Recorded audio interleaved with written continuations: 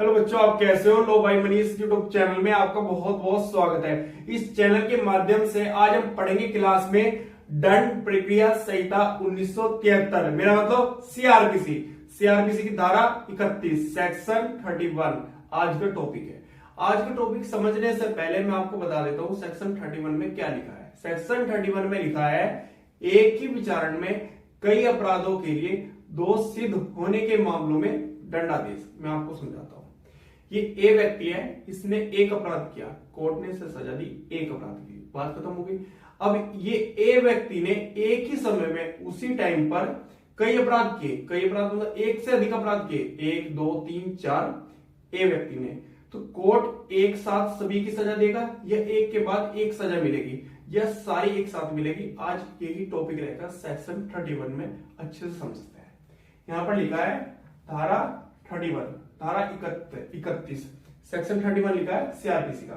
इसमें लिखा है, एक ही विचारण में कई अपराधों के लिए दोष सिद्ध होने के मामलों में दंडादेश। कई बार आपसे एग्जामिनर प्री में क्वेश्चन कर लेता है सेक्शन 31 में क्या लिखा है। उसमें लिखा है, एक ही विचारण में कई अपराधों के लिए दोष सिद्ध होने के मामलों में दंडादेश। प्री में पूछ लेता है सेक्शन 31 में क्या लिखा है, तो आप टिक कर देना जो मैंने आपको बताया है।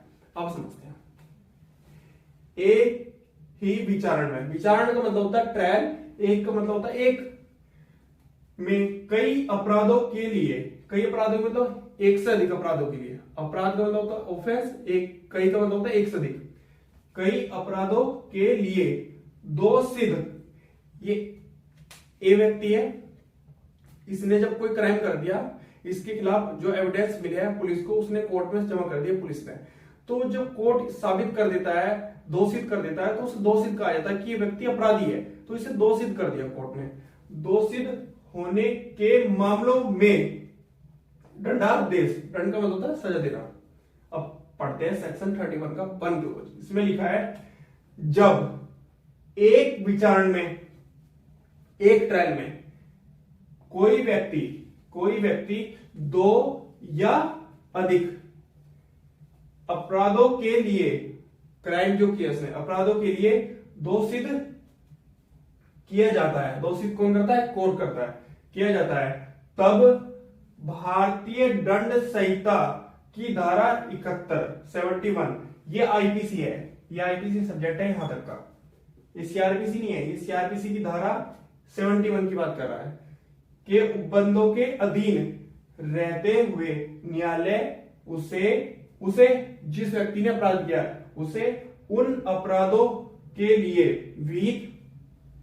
विभिन्न दंडों में से, विभिन्न का मतलब होता है एक के बाद एक, मतलब एक से अधिक, विभिन्न दंडों में से उन दंडों के लिए जिन्हें देने के लिए ऐसा न्यायालय मतलब कोर्ट सक्षम है, दंडादेश दे सकता है। यह बात क्लियर हो गया था। अब आगे पढ़ते हैं, जब ऐसा दंड कारावास के रूप में हो, यह बहुत इंपॉर्टेंट बात है, यहां पर लिखा है, जब ऐसा दंड कारावास के रूप में हो। सेक्शन 31 में जुर्माने की बात नहीं की, कारावास की बात की है। जब ऐसा दंड कारावास के रूप में हो, मतलब जेल के रूप में हो, तब यदि न्यायालय मतलब कोर्ट ने यह निर्देश न दिया हो, मतलब कोर्ट साइलेंट है या मौन अवस्था में है, ये ना बताया हो। अब आगे देखते हैं कि ऐसा दंड साथ भोगेंगे जाएंगे, तो वे ऐसे क्रम से एक के बाद एक प्रारंभ होंगे जिसका न्यायालय निर्देश दे। देखो यहां पर लिखा है, यदि न्यायालय ने यह निर्देश न दिया हो, अब मैं बताता हूं, अगर कोर्ट यहां पर मौन अवस्था में है या साइलेंट है, कि कोर्ट ने यह ना बताओ कि सारे जो अपराध किए उसने, एक के बाद एक व्यक्ति ने किया अपराध, तो सभी की सजा एक साथ चलेगी या एक के बाद एक चलेगी, उस बारे में बात करता है।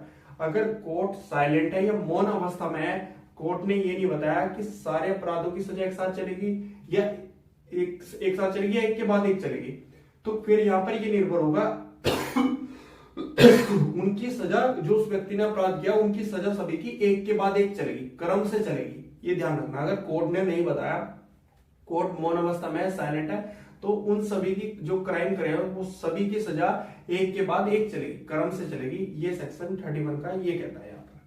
तो सेक्शन 31 का 1 क्लोज हो गया। आप थोड़ा सा आगे देख लेते हैं, कुछ टाइम वेट करो, अभी लिख देता हूं।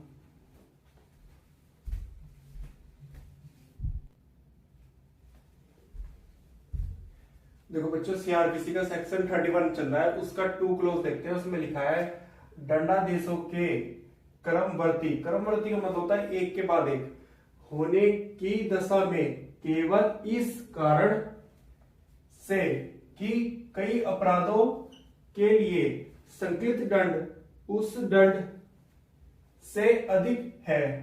देखो, जब एक व्यक्ति ने एक ही टाइम पे एक ही समय में कई अपराध कर दिए, तो वो अपराध जो है उसकी अपराधों की सजा तो ज्यादा बैठ रही है। तो कह रहा ना एक से अधिक है, जो वह न्यायालय मतलब कोर्ट एक अपराध के लिए दोषित पर देने के लिए सक्षम है।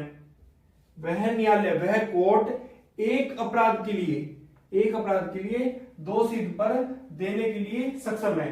देखो, यहां पर ये कह रहा है कि एक कोर्ट को एक पावर है कि वो एक अपराध के लिए दोषित होने पर सजा दे सकता है। ये बात तो क्लियर होगी। फिर आगे देखते हैं, देने के लिए सक्षम है।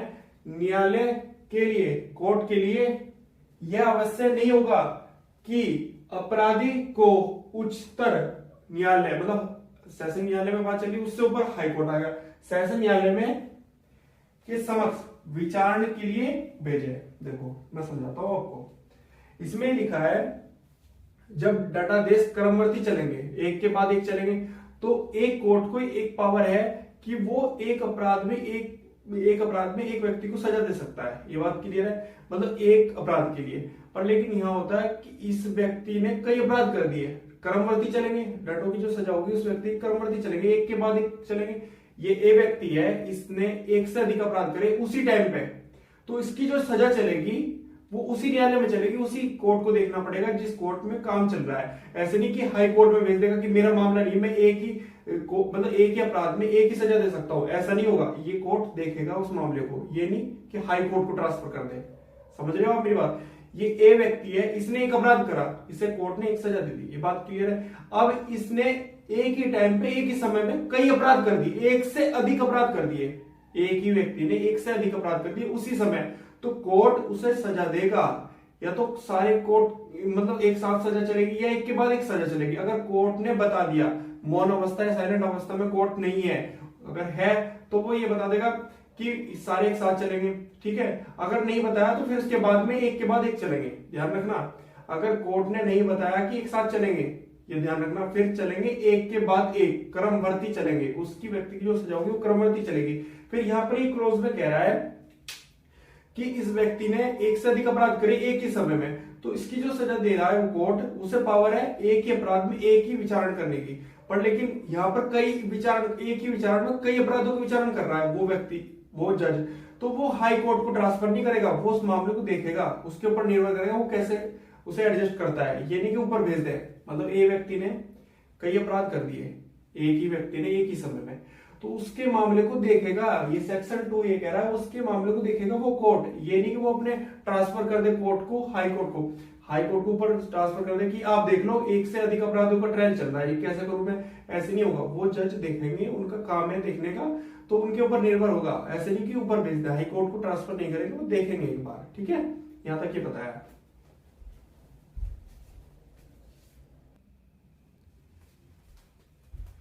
देखो बच्चों, सेक्शन 31 चल रहा है सीआरपीसी का, इसमें एक परंतु जोड़ा, बहुत इंपॉर्टेंट बात है।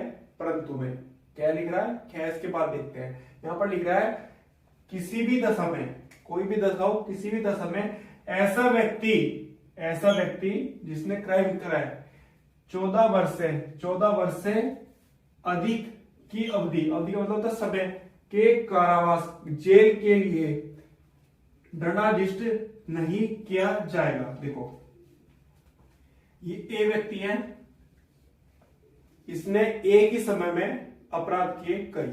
अब मैं बताता हूं, एक में हुई से 3 साल की सजा, क्लियर होगी बात।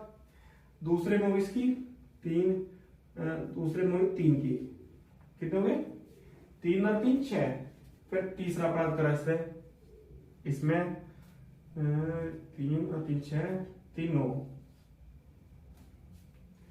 3 साल की सजा का एक अपराध करा, फिर 3 का करा, फिर एक और 3 का करा एक ही समय में। फिर इसके बाद इसने करा 5 का। 3 और 3 6, 6 3 9, 9 और 5 14 साल की सजा होगी। तो इस ए व्यक्ति ने एक ही समय में एक से अधिक अपराध किए, उनकी सजा बैठी है 14 साल। 3 की 5 की। क्लियर होगी बात। अब यहां पर आ गया 2, 14 के बाद 15 और एक 16। अब कितने साल की सजा होगी ए व्यक्ति को 16 साल की।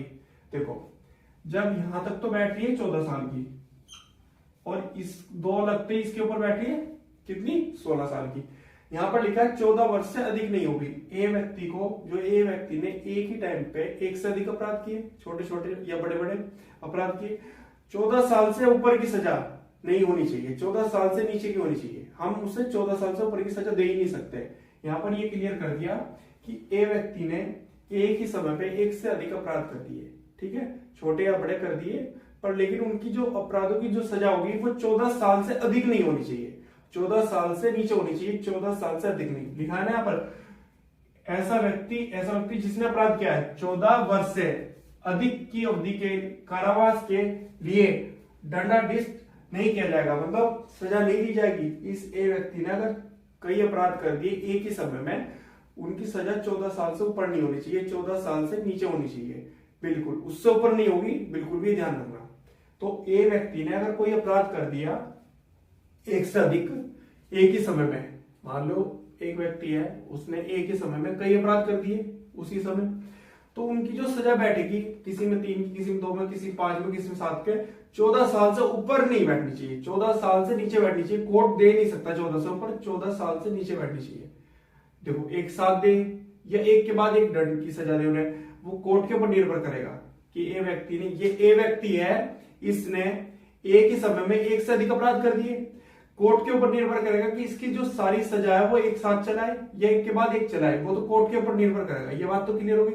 पर लेकिन जो इसने अपराध करे हैं, एक से अधिक करे हैं अपराध, किसी में 3 की, किसी में 5 की, किसी में 2 की, किसी में 1 की, वो 14 साल से ऊपर नहीं बैठनी चाहिए सजा, 14 साल से नीचे। 14 साल से ऊपर दे ही नहीं सकता कोर्ट, तो 14 साल से नीचे बैठनी चाहिए, ये बात ध्यान रखना। ये ए व्यक्ति है, इसने अगर कोई अपराध कर दिया और उस एक ही विचारण में कई अपराधों की सजा दी जा रही है, तो जो कई अपराधों की सजा दी जा रही है वो 14 साल से ऊपर नहीं बैठनी चाहिए, 14 साल से नीचे होनी चाहिए।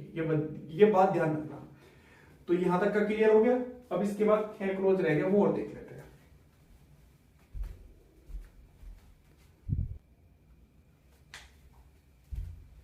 देखो बच्चों, सेक्शन 31 सीआरपीसी चल रहा है, उसका 6 क्लॉज देते हैं। उसमें लिखा है संकलित दंड उस दंड की मात्रा के दुगने का मतलब होता है ज्यादा, दुगने से अधिक न्याय होगा, दुगने से अधिक न्याय होगा, जिसे एक अपराध के लिए देने के लिए वह न्यायालय सक्षम है। मैं आपको समझाता हूं। हमारे जो दंडादेश मजिस्ट्रेट दे सकेंगे वो सेक्शन 29 में लिखा है। सीजन साहब कितनी सजा दे सकते हैं? मुख्य न्यायिक मजिस्ट्रेट वो 7 साल की सजा दे सकते हैं। तो यहां पर क्या लिखा? दुगने से अधिक ना होगा, तो 7 साल का दुगना कितना होगा? 14 साल। तो 7 दूनी 14, तो 7 दूनी 14 करके तो 14 साल हो गया। तो दुगने की सजा दे सकते हैं कौन? मजिस्ट्रेट साहब दे सकते हैं। दुगने से अधिक नहीं होना चाहिए। प्रथम वर्ग न्यायिक मजिस्ट्रेट, फर्स्ट क्लास मजिस्ट्रेट, वो कितनी सजा दे सकते हैं? 3 साल की सजा दे सकते हैं। तो 3 साल का दुगना कितना होगा? 6 साल की सजा। तो सीजन साहब की जगह फिर आता है फर्स्ट क्लास मजिस्ट्रेट, वो भी 3 साल की जगह 6 साल की सजा दे सकते हैं, दुगना हो सकता है। पर मतलब ये लिखा ना यहाँ पर लिख रहा दुगने से अधिक ना होगा, दुगने से अधिक नहीं होगा, 6 से अधिक नहीं होगा। 3 साल की सजा है पावर मजिस्ट्रेट को सजा देने की, उससे अधिक नहीं होगा। एक बात तो क्लियर होगी। हमारे प्रथम वर्ग न्यायिक मजिस्ट्रेट के नीचे आता है सेकंड क्लास मजिस्ट्रेट, द्वितीय वर्ग न्यायिक मजिस्ट्रेट। ये कितनी सजा दे सकते हैं? 1 वर्ष की। तो 1 वर्ष का दुगना कितना होगा? 2 वर्ष। तो 2 वर्ष से अधिक की सजा ये नहीं दे सकते। यहां पर ये लिखा है कि दुगने से अधिक नहीं देंगे। ये इस क्लॉज का मतलब ये है का। मैंने यहां तक क्लियर करा दिया। अब आगे देखते हैं।